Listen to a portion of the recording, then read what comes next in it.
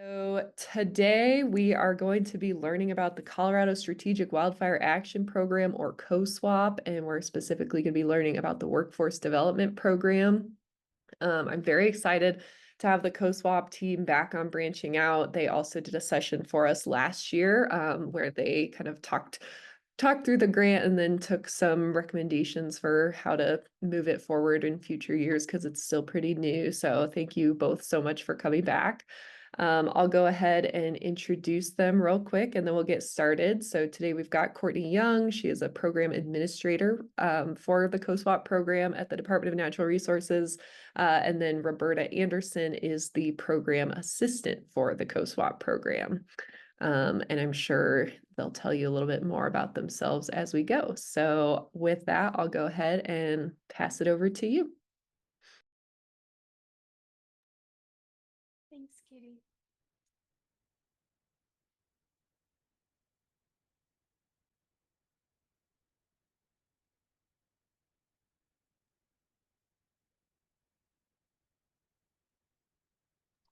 Are you guys seeing some slides, or are you seeing my messy inbox?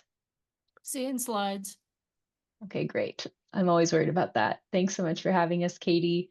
Yeah, as Katie said, I'm Courtney Young, and I'm the program administrator. The program manager, Allison Lurch, wasn't able to join us today, but she's really grateful for everyone's partnership and the continued, partnership of Katie and the whole network. So we're excited to share with you today, and Roberta's gonna kick it off. So yeah, we're here to talk about our workforce development grant, which is open now. And I'm Roberta. Yep. So I'll give a quick intro to COSWAP, and then give a few more specifics about our workforce development grant. Oh, can you hear me? We hear you okay. You're just a little quiet, like maybe you're kind of far away or something. Okay, how's that? That's better for me. Okay. Yeah, that's good for me too. Okay, so I was just running through our agenda. We're going to talk about our current grant round, some updates, give some examples of successful applications and projects, and then we'll answer any questions from the group.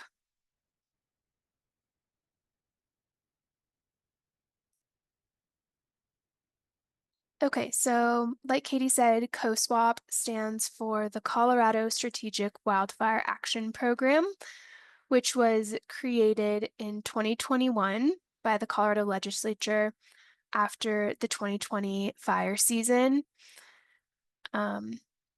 as a way to address the urgent need for wildfire risk reduction in Colorado. COSWAP, the goal of COSWAP is to both support wildfire mitigation workforce development as well as cross-boundary landscape projects. So we have two different funding mechanisms to do this, and the one we'll talk about today is our workforce development program. The Department of Natural Resources, along with the Colorado State Forest Service and the Division of Fire Prevention and Control, worked collaboratively to identify 10 strategic focus areas in Colorado to focus our funding efforts to have the greatest impact for communities that are located in areas of high risk. So on the map, those are the areas that are highlighted in red and blue. And our ultimate goal is to protect life, property, and infrastructure through our grants and projects.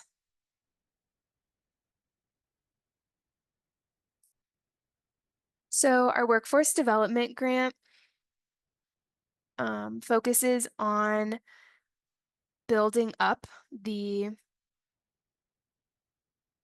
wildfire mitigation and forestry workforce, as well as completing mitigation projects on the ground. So we support new professionals to this field with hands-on experience and training. And at the same time, they are completing really great work in areas with our project partners. Since 2021, we have funded 73 projects totaling $10.3 million. We offer 4 different types of grants. 3 grants are for wildfire mitigation projects to be completed, and another is for wildfire mitigation training. So our projects, we work with different partners to complete these projects. The first that I'll talk about is our Department of Corrections State Wildland Inmate Fire Team crews, who are based out of the Canyon City facility and can work on projects that are within a 3-hour drive from that area. They are already booked for next summer, but they are accepting applications or project proposals for spring, fall, and winter in 2025. And we have a special relationship with the Department of Corrections and the Colorado Youth Corps Association, where we will award our grantees crew time so that we pay the Department of Corrections or the Colorado Youth Corps directly to reduce that administrative burden on our grantees. But we do offer the option for grantees to apply for a cash grant to support project management expenses like renting equipment or porta potties, having someone be there to oversee project implementation, things like that. So if you're looking to complete a wildfire mitigation project, you can work with one of these different crews. The next is any Colorado Youth Corps Association accredited conservation corps. There are several in Colorado, and for those projects, they must be located in one of our strategic focus areas. And similarly, it's a crew time award, but you can also apply for a cash grant. If you want to work with a conservation corps that is not accredited with the Colorado Youth Corps Association, you can do that. We follow the definition of a conservation corps, and all of that information can be found on our website in our request for applications. And you can also reach out to me or Courtney if you have a question about an independent corps. But these corps must also work in one of our strategic focus areas, and we just offer a cash grant so that you can hire the corps directly, and that'll also include any project management expenses. And lastly, we support wildfire mitigation training across the state. So you don't have to be located in any special area, but we want to support the workforce, statewide. And this will be a cash grant to host or attend a training.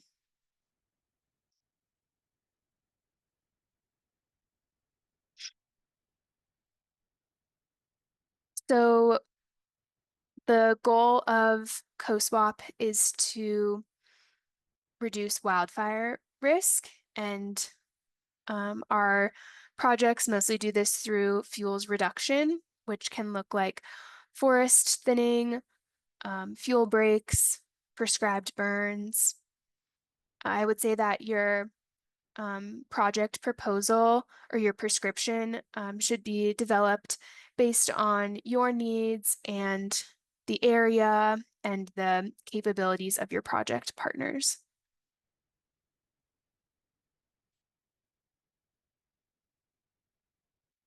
So our workforce development grant is currently open, accepting applications. It opened on September 9th and closes November 1st. We have $4 million available in funding this round, so we're really excited to receive applications and get crews or just people out there working in this field to do this important work. We will review applications upon that November 1st deadline and get back to all of our applicants before the end of the year. One update for this round is that all projects or trainings must be completed in 2025. So in the past, projects were able to span multiple years, and this round we're just focusing on 2025.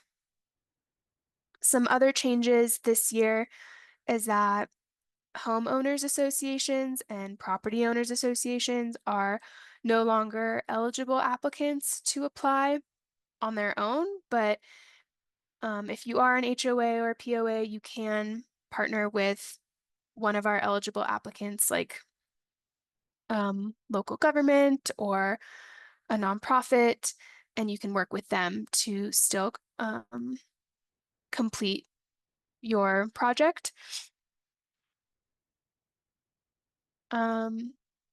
We have waived the match requirement for tribal entities, and we also expanded the list of training opportunities. So all this information can be found on our website in our request for applications. And I forgot to mention on the last slide that because we have 4 different types of grants, each of those has their own application. So whichever one you're interested in applying for, be sure to download that specific application from our website to fill that out and submit by the November 1st deadline. You will submit to our COSWAP email, and that's all found in the RFA.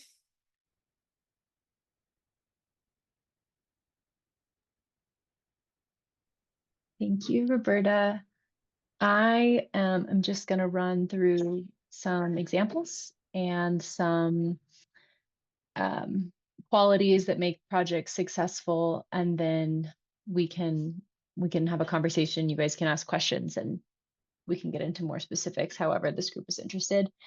So first, we wanted to talk a little bit about what makes working with a conservation corps successful, what projects and applications end up working best for these groups of young adults. Because yeah, just keep in mind that conservation corps are often filled with young people who are interested in the field. Maybe it's their first time working in natural resources, likely their first time working on such a crew. So as you're building your project and writing your application, having that be in the front of your mind, not as an afterthought, like how can we tweak our project to work with the corps, but really what's best suited. So I would recommend talking to your local corps as soon as you decide you're interested in doing a COSWAP project. Of course, to fit within the COSWAP vision, we select projects to fund that reduce wildfire risk to life, property, and infrastructure. So we'll often use like the forest atlas that the State Forest Service put out, and we're looking at wildfire risk on the landscape. So as you're developing a project, that's another good step, is like look at your project on the wildfire risk viewer or the forest atlas to understand if it is in an area of high risk, because that's what we are going to use to assess risk. We also find that projects and prescription written by professional foresters or natural resource specialists are the most successful. They often have more precise prescriptions. They identify the risks and then they address the risks more clearly. And it's easier for corps and the Department of Corrections also to follow these really professionally written prescriptions. And if you don't have a professional forester or natural resource person on staff, that's okay, because the State Forest Service, here I go, maybe I'm volunteering them, but they are so often to help. They often help these groups like look at project sites and understand, and they're there as a resource. And there's also nonprofits that are available to provide this type of assistance. So if you are interested in creating a project, but you don't feel like you have the expertise, you can also reach out to the COSWAP staff, and we can help point you in the right direction of different resources and professionals who can help. I think I mentioned that, yeah, the Conservation Corps crews, this is often their first time working on these types of projects. So picking projects that are appropriate for beginner sawyers, picking projects that are not too close to hazards like homes, power lines, and steep slopes. They have a range of productivity. So I would say check with your local cores, but we often see around 1 acre a week or a couple acres a week being completed by conservation cores. And so having a project that can be split into phases, I think is a good quality for working with a conservation corps. What I mean by that is if you have one project that's very important that the whole thing be completed at once, that might not be appropriate for COSWAP at all. Both the Department of Corrections and the Conservation Corps crews are workforce development crews, and COSWAP certainly does not guarantee project completion. So picking a project that can be completed in phases, because it's quite common for us to fund phase 1 of a project. If it's not quite completed the next year, we'll fund phase 2. And we can like work on projects that way, but it might take a couple of years to get through the whole thing. We also find consistency in prescriptions is helpful, and then taking into mind the Corps' ability to manage biomass. So different Corps have different resources. Some have chippers, some can work with a chipper if provided by the grantee. Others perhaps won't use a chipper at all. So it's just something to talk about with your local Corps. And then I'll just say the last important consideration, we find these projects most successful when the project manager is readily available to work with the Corps, meet with the Corps on site, help guide them through the project, and provide feedback along the way, just so that by the time the project ends, the Corps members and the project manager have been in close contact. So we find that really helps a project be successful. And now I'm going to talk a little bit about the SWIFT, working with the SWIFT crew. A lot of the things I named are very similar for working with the SWIFT crew. We want to fund projects that reduce risks to life, property, and infrastructure. We find projects with prescriptions written by professionals are often the most successful. A thorough biomass plan also leads to more successful projects with the Department of Corrections. They do have access to chippers, and they are quite competent and happy to use those. So like chipping is a great option for working with the Department of Corrections SWIFT crews. Something that's unique to the SWIFT crew, though, is a project partner's flexibility. Because the SWIFT crews are primarily firefighting units, they are very regularly called off to fire. So it works best if a project partner can be really flexible with scheduling a SWIFT crew, to understand that they might be scheduled to come for the whole month of May, but if they get called to a fire, they might need to reschedule those 4 weeks. So I'm encouraging people to only submit a SWIFT application if you are able and ready to be flexible with scheduling.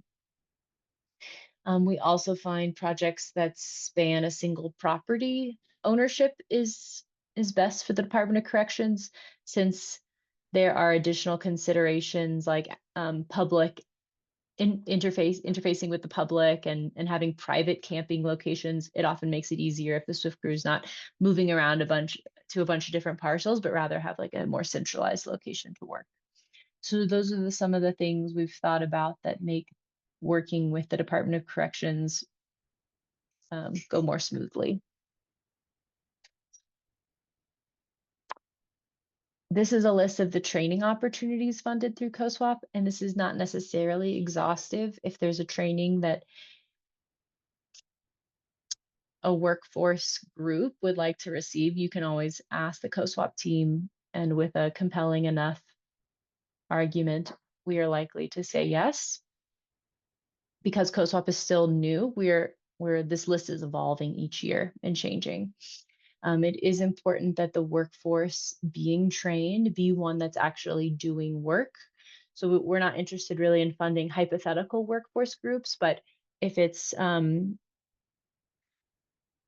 a conservation corps, or if it's a group of volunteers that regularly does work, or if it's staff members or firefighters, people who we believe will utilize this training to grow their to grow the workforce or to grow their skills in a field that they're entering. I'm just going to run through 3 examples, and then we can ask questions and have a conversation. The first is an example in Boulder County. The city of Longmont was awarded 18 weeks of the Larimer County Conservation Corps crew time. The crew was doing work around Ralph Price Reservoir, which is a very important reservoir for drinking water in Boulder County. They were doing fuels reduction around the reservoir that would reduce the impact of like post-fire debris flows on the reservoir. And the project was contracted for 35 acres. I'm not sure what the total final acreage was, but this has been a really successful partnership because the city of Longmont has staff that is on site every day. So if the Corps runs into a problem or has a question, there's a really close relationship between the project manager and the Corps. I also believe that the prescription was written in a way that it's very appropriate for this Corps. So we've heard really good things from both the city of Longmont and the Conservation Corps that this project went well. And we have the Corps director here. If anyone has specific questions for him later, Mallie, maybe you can chime in if people have questions about this project. Next, I want to talk about a Department of Corrections project. The city of Pueblo has now had the Department of Corrections crews out twice. They are doing fuels reduction in riparian corridors throughout the city, which were areas of very high risk that in the past had carried fires through the corridor, through the city. So the crews have been there for 16 weeks and completed 48 acres of fuels reduction. And finally, I want to highlight a training that is still ongoing. And like I said, the trainings are evolving. So this is something we had no idea we would even be interested in funding until the application came in. So Larimer County Office of Emergency Management put in an application for an air curtain burner training. The county or one of the fire districts acquired this air curtain burner, and they want it to be a resource that's usable throughout the county. And so they are bringing the air curtain burner to different areas in the county, and they're hosting trainings so that all their partners can learn how to use this piece of equipment. So they've had 1 training so far, and I think they've trained 11 people so far. And I think one of the lessons I heard from this grantee was that he was glad that they were starting small. They've never done this type of training before. So just having 2 was good because they ran into some stumbling blocks they didn't imagine they would. So I would say if you're putting in an application for something you've never done before, maybe start it small, kind of have like a pilot attitude. And if it goes well, then maybe the next year it can be scaled and we can fund it at a different level. So that's sort of a thought on training. We also fund lots of 130, 190, S212, sort of those more basic, classic wildfire mitigation trainings. So those were the things we wanted to share with you all. As Roberta said, the request for applications and all the applications are available online. We were just going to be available for questions. At this point, I imagine you won't have an hour of questions, but if you do, we are available. So I'll stop screen sharing and we can see each other and we can talk.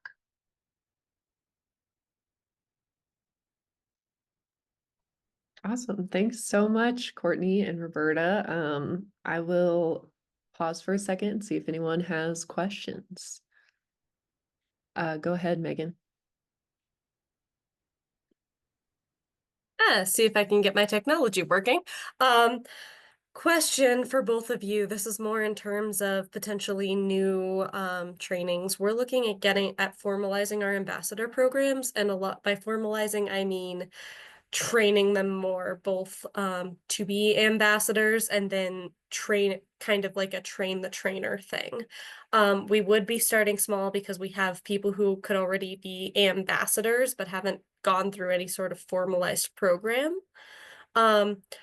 is both kind of that initial and then like the follow-up trainings of keeping them engaged and being able to like train them to bring their neighborhoods out and go do these programs. Would that fall under some of the trainings we could apply for?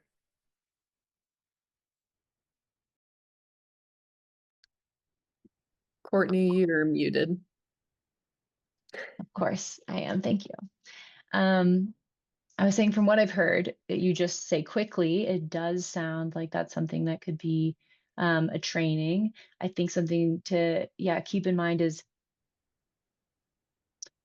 in terms of, forestry and wildfire mitigation training, I think the skills we're wanting to fund are more like technical skills, as opposed to like how to host a community barbecue. Like, be sure you always have non-alcoholic beverages. Like, that type of training of like community building, I would say, is less what we're wanting to fund. But in terms of how to do risk assessments in your own neighborhood, like That's the kind that of would, thing, yeah. I would say that's definitely that would be eligible. And maybe I could share with you, we have one eligible training, building your fire adapted community network ambassador approach training, that I know FACO put on last week before the conference. And I haven't heard how that went, but COSWAP was one of the funders for that training. So if it's in the veins of that, of like building a ambassador program, I would say yes, that is in line. Cool. I see Meg next on my screen and then Rob after that. Couple questions. So here in Boulder County, we're gonna host, and it will be ongoing probably for a long time. We're gonna be doing landscaper training and certification, and a realtor training and certification. And so I took note that it has to be like technical skills that folks can go out. So I think, just curious, if landscaper training, it's really training the landscapers on how to landscape with low flammability vegetation after folks have done like defensible space in that first zone. Probably a long shot, but I thought I'd put that out there if that would qualify. It's a good question. So let me just, I think what you're saying is teaching people how to like revegetate in like a fire wise way. Yeah, actual landscapers, Yeah. landscaping companies. And again, I know that's a long shot, but I was just curious. See, we're figuring out as we go. My first impression is that's not necessarily building the workforce of wildfire mitigation and forestry professionals, which is, I think, the Gotcha. intention of the program. So Yep. if you wanted to send an email and like say a little bit more about that, I could talk about it with the bigger coordination team to get some more reactions, but that's my first thought. We'll see how it goes this first training this fall, and see if it falls or rises or whatever. So I was just curious on that. And then we do have a youth corps program for underserved communities in the West and the East, mostly in the West right now, what we're doing. And so you said it has to, we could, if it's an accredited youth corps group, that would, yeah. So it actually doesn't have to be an accredited youth corps. Okay. We are working with Teens Inc. right now, which might be the Right. conservation corps you're thinking of. I know they work in Boulder County regularly. So that's a non-accredited corps we work with. Okay. Great. That's all I had to clarify. Thank you. Mhm. Rob, go ahead. Thanks, Katie, and thank you, Courtney and Roberta, for the great overview here. I think I know the answer to my question already, but just to confirm, as it relates to the scope of the program and the types of capacity building that you fund, it sounds like it's really like pre-wildfire mitigation activities. I was curious about post-fire related work. I ask in part because I was looking back at the organizational analysis that the DNR and State Forest Service and DFPC did a year or so ago. And interestingly, in the definition of wildfire mitigation, it does mention post-fire watershed recovery. So just curious if you have any initial reaction on it. And I'm thinking like specifically on like reforestation crews and any other, post-fire capacity needs. Yeah, that's a really good question. And it comes up all the time because, working in wildfire risk reduction or mitigation, we're also working in forest health, and that's also watershed health, and it's also connected. And we hear that all the time, and we acknowledge that all the work is really important. And I think what we keep coming back to, especially because COSWAP is so new, so we really try to keep our founding statute kind of as like a front and center. And I think one thing that makes COSWAP unique is that it's really focused on risk reduction. That's sort of like its main charter, North Star, is risk reduction in areas of greatest wildfire risk. And so there are other programs in the state that do post-fire recovery. And I think for now, at least, we're keeping COSWAP really focused on risk reduction in strategic focus areas, because there's so much need in that, really potent area. Yep. Yeah, that's helpful. That makes a lot of sense to me as well. But again, just wanted to confirm. So thank you. And I'm glad you pointed out, the definition. See, I don't think I picked up on that, how the definition in the organizational analysis named, I guess, recovery in mitigation. So I'll have to go back and look at that and maybe ask the coordination team, because as Roberta mentioned, DFPC, the State Forest Service, and DNR together have made a lot of the decisions of like the direction of COSWAP. So big changes in our program will always go through that group too. Yeah. Sounds good. Thanks. Megan has a hand raised again. Yeah, so one more question. If we're wanting to fund two separate trainings, like the 130, 190 and the ambassador program, would you prefer those be two separate applications, or could we link them into the same one?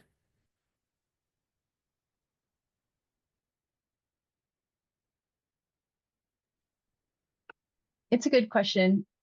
I think we would have a preference. Like, I'm just imagining reading applications in the past where you're trying to like sort through the budget and it's a little complex. So I think we'd have a preference for two different trainings that have like quite different scopes to be in different applications. I would say if it's like 130, 190 and S212 and it's the same people getting the same trainings, it makes sense to have them in one application. But if you have two different groups that are getting very different trainings, I think we'd like them in two different applications. And if you, have any more information, I can help you sort through that. Sounds good, thanks. Can't put my hand up because I must have some version of Zoom where that is not enabled, but question along the training portion of it. So as you know, I'm in Alamosa, closer to New Mexico than I am to Denver. So we've actually employed partners, especially in the 232 landscape, have employed conservation crews out of New Mexico, and particularly in the Ancestral Lands Corps. Would they be eligible for the training money since they're doing work here in Colorado? Adam, leave it to you to ask tough questions. I don't have an answer for that off the top of my head. I would want to talk with Allison about that. I think the fact, I think it might depend on like how much work they're doing in Colorado. If there could be a demonstrated like impact on work here due to their trainings. I'd say if they're only going to be in Colorado 1 week, maybe not, but if they're there for a whole season, maybe yes. So let me get back to you about that. Okay, thanks. I'll write that down. I was wondering, Courtney, did you say that somebody is on the call who like has gotten a grant in the past or something? I'd be a little bit curious to hear what other people's experiences have been if people were interested in sharing. I mean, I can share that our Salida office has participated in a couple fashions. One with the partner Arwick using the Swift crews up in Leadville area, doing some roadside thinning and some thinning on Colorado Mountain campus. That worked out pretty well. We were towards the beginning of the season, so they were a little slow to start with to move up, but that's pretty typical of any type of crew, is a little bit less productivity at the beginning of a season. And then we've used, gosh, is it for 2 summers or 3 summers? Youth Corps groups, both the Salida and out of Durango, for doing some forest thinning on some state trust lands closer to Buena Vista. And they've been cutting stuff up and piling the branches, and then having separate piles for the rounds of firewood as well. And both of those have gone real well. With the Youth Corps, we went and actually marked all the trees in advance for which ones to thin, just so there wasn't any confusion on a description of like what a good tree is versus a bad tree, and we could get the spacing we were aiming for. But we've had positive experiences in both of those projects out of Salida.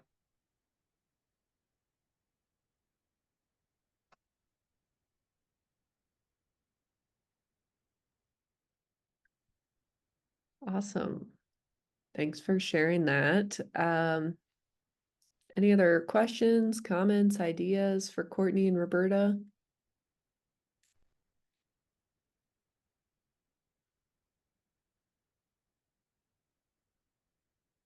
Looks like maybe Carl's still trying to ask a question. Could you put it in the chat, or if you have a comment?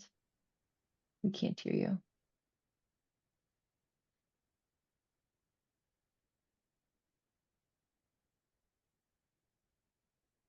Courtney, I'll just add a couple of things. So I'm Ali Rapeza. I'm the director of the Larimer County Conservation Corps up in Fort Collins. We do help bridge the gap in Boulder County. We've done projects up in Netherland, Left-Hand Canyon, and with Boulder Fire Protection under COSWAP.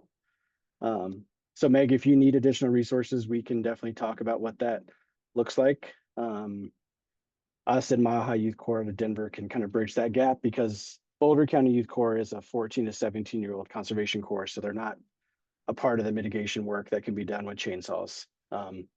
So I think, as my point there would be, as you're looking into conservation corps, definitely look at that regionally to see if other partners can come into maybe your area and help complete some of that work if there's a need. We all have some of our limitations geographically, age-wise, specialty, that sort of thing. So it's definitely worth looking into surrounding corps as well. We just communicate internally about if we're going to come down to Boulder County. We've been asked to come down. We're not seeking projects in Boulder County, especially when it comes to like trail projects. Boulder County Youth Corps has that covered. If they need additional help, we'll come when they ask. But we're not seeking out any of those projects. When it's more about mitigation, we do have some partnerships. We just check in with other corps as we kind of coordinate those projects. And that includes Team Inc. as well. So I just wanted to mention that. I would say from a successful standpoint, the projects that have worked really well is when the project, either property manager or management team, if that's the city of Longmont or if that's the U.S. Forest Service, the prescription and those partners align, and it's clear who's making those decisions. Because when there's boots on the ground and the projects are moving, we need to be able to make those decisions timely and not go back and forth about what to cut, what not to cut, what to pile, how big the piles are, those sort of things. So yeah, I would say just having that communication lined out from the beginning of who is making those calls and who the teams should be contacting when those questions come up. And then the other piece would be that, there's been hurdles with how do we manage the biomass? What are we doing with all this material? We have felt and seen some of the projects slow because of our first option that we thought we were going to burn piles on a property is not the case. We're in stage 2 restrictions. We can't do that. We can't continue to make more material until those piles are burnt, because it's just not safe within a prescription. So really thinking through those options of A and B, how to get to the material so that the crew that is on the ground, the projects that's moving, those crews can continue to cut, and we have a plan in place to figure out how to manage the material. That would just be a recommendation from some of our experience. But overall, our projects have been managed well. We've gotten a lot of work done. We've gotten into a lot of great new partnerships. We're really thankful that COSWAP and DNR has looked to the Conservation Corps to help build up the workforce for more folks getting into fire. So those things are definitely aligned, and we're just thankful that to be a part of this effort. So, and anyone's welcome to reach out to me. I'll put my info in the chat. It's also, my contact is also on the grant. There's a few of us that are listed in the contacts for the COSWAP grant. A few of the local conservation corps in those high priority areas. But yeah, feel free to reach out. Hopefully that was helpful.